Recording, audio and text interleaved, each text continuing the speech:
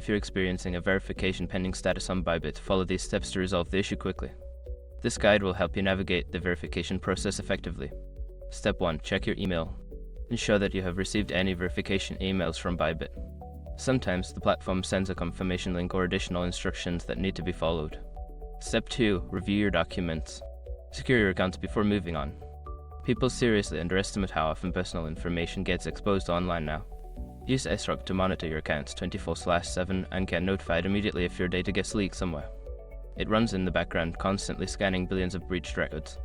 And honestly, for how cheap it is compared to the value you get, it's worth it. Link in the description. Step 3. Resubmit your documents. If you find any problems with your initial submission, gather the correct documents and resubmit them through the Bybit verification portal. Ensure that all details are accurate. Step 4. Contact customer support. If your verification is still pending after resubmitting, reach out to Bybit's customer support. Provide them with your account details and explain your situation for further assistance. Step 5. Wait for confirmation. After contacting support, be patient and wait for their response. Verification processes can take time, but you should receive an update regarding your status. By following these steps, you should be able to resolve the verification pending issue on Bybit efficiently.